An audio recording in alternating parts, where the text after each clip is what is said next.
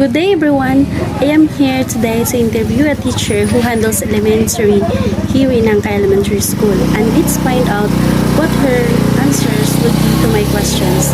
So let's start now. Good morning ma'am, how are you today? Morning, I'm fine. By the way ma'am, I am Jonalyn B. Villasencio from B.Ed First Year from Negros Oriental State University. I am here today to conduct an interview. If it is okay to you, ma'am, I would like to ask you some questions regarding to your pupil's behavior. Okay, it's okay. So, let's start from the questions number 1. What are the most common attitude problems you encountered with your pupils? For me, as a kindergarten teacher, there are common problems. But most of the commons are those from first and second month of the school year. These are they are experiencing anxiety from separation from their parents or from their guardians, and also adjusting from the new environment. Okay, they are from school and from home, so they are adjusting from one environment to another environment. So those are most common problems in kindergarten learners. So, what an interesting information you shared with us. And now let's proceed to the second question. What will you do in order to address these problems? My answer for that is, being a kindergarten teacher, I will see to it that they are confident and comfortable in our sitting area.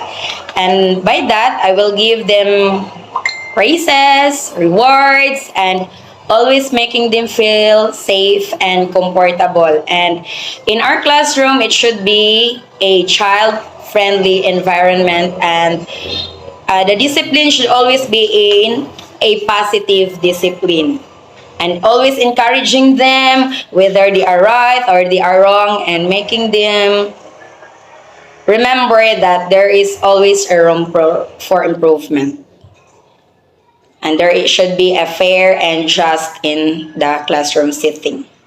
That's it. Thank you, ma'am. What an amazing. And now let's proceed to our third question. Based on the age group of your pupils, what strategies do you use to help your pupils successfully pass their current psychosocial and psychosexual stages? Okay. We already know that grade school are focused on playing. So, and playing is an outlet among children where their sexual drives is being directed in the latency stage. There will be a possibility for the child to fixate or will continue to play even it is inappropriate for his or her age. So, most of the child are very curious about everything. So, as a teacher, we are here to assist our pupils so that their inner conflicts on this stage will be solved. So, we are actually help if we give ample attention in their certain needs and action. That's all. Thank you. Thank you, ma'am, for that fascinating information you shared with us. Thank you for your time, effort, and honestly answering those questions. Indeed, you're such an amazing teacher. Thank you. Thank you. Hello everyone, I am Stephanie Barrow and I am here on behalf of my group to give our insights on this activity. Based on what we have learned, the particular stage that most pupils have fixation in the psychosocial theory of Erik Erikson is during the fifth stage, the identity versus role confusion, which occurs in adolescence. Some pupils might experience fixation if they struggle with forming a clear sense of identity or face challenges in establishing their roles in society. On the other hand, in the psychosexual theory of Freud, pupils are most likely to be fixated in the phallic stage, ages 3 to 6 years old. Fixation may occur if there are unresolved conflicts related to the Oedipus or Electra conflicts. So when we talk about Oedipus or Electra conflicts, It describes a child's feelings of desire for their opposite sex parent and jealousy and anger toward their same sex parent. So, for example, if a child doesn't successfully navigate these conflicts, it could lead to fixation and potential challenges in relationships later on. Me and my group agreed that the management of the elementary teacher at Nangka Elementary School is appropriate in managing her class because she ensures that all her students feel safe and comfortable by creating a child-friendly environment and by encouraging them to shine and be confident because there is always room for improvement. We also like her answers that in a room, students must be treated equally with the guidance and assistance of the teachers.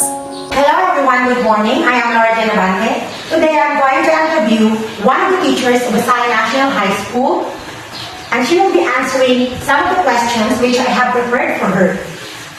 But first, allow me to introduce Ma'am Jessa Marie Gabayeron. She is one of the Mami teachers of Visayas National High School. Hello ma'am, good morning. Good morning. How are you today? I'm good, thank you. By the way ma'am, thank you so much for your time just to have this interview with me. Yes, no problem. Okay, ma'am. So this is my first question for you, ma'am. What are the most common attitude problems the teacher encounters with his or her students? Okay, so common problems. Actually, there's a lot of problems, especially the 21st century learners. Based on my experience, the first problem which I encountered is actually their addiction to cell phones. No? Most of our students are very addicted to their cell phones. They cannot live without their cell phones. The second one is that students work. They tend to work. They work because they are expecting something in return. So they cannot just work just because they care for their classrooms, they care for their studies, but they work because they want something in return out from it. The third one is that they are begging for points. They're very vocal with their grades, and they tend to ask for some additions. And that quote, "Ma'am, pwede pa ni for wax," that is actually very true. And the last one, I think, is consistency. They're not consistent with their work, especially when you give them responsibilities. Yes, they were clean now, but the next morning or the next day, they will not. So there is no consistency. Yes, they're doing good today, but the next time, they will not do their best. Thank you, ma'am, for that wonderful answer. Okay, ma'am. For question number 2 goes like this. What does the teacher do in order to address the problem? Okay, so I have mentioned the 4 problems. So the first one is their cell phone addiction. So one of my rules here inside the classroom is that they are not allowed to use cell phones inside the classroom. Whether it's a break time, lunch time, they can use their cell phones outside my classroom. Because I want my students to communicate with each other, to build camaraderie, so that if there is like group activity or activities that would require the participation of each section, they will have these strong bands together because they tend to communicate. Second problem that I mentioned was they are always expecting in return. Okay, so I always talk to my students actually.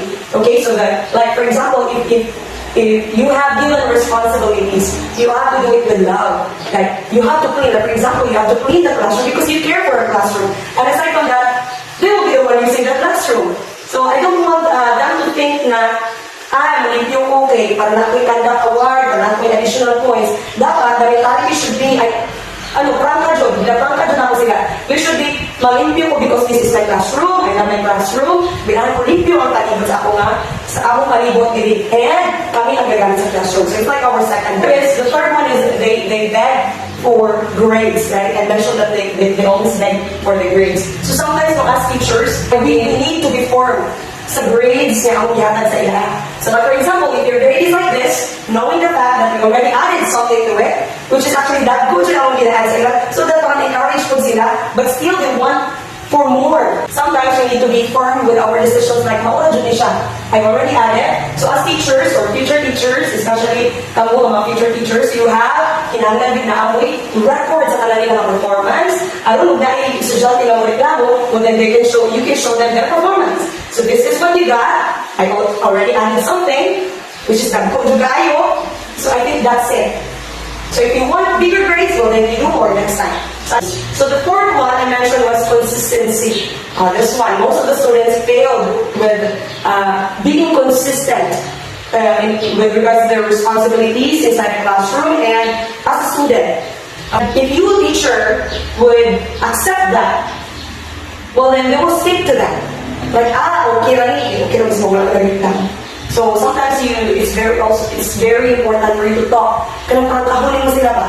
Kaya kung makabalong mo sila ba, maybe they don't know, di ba? So at least if you're going to have a heart-to-heart talk with your students, well then they will know. And I think for me that's very effective because some of my students would say, yes ma'am, I realized that I really don't deserve this kind of award because I was not consistent. And third question for you is, based on the age group of the pupils, what strategies does the teacher do to help the pupils successfully pass their current psychosocial and psychosexual stages? Okay, so since I am already teaching high school students, most of my students are already in their adolescent stage. And in that stage, most of them are still confused. They don't know what they want. And sometimes they actually don't know who they are. Okay, and most of them are very emotional.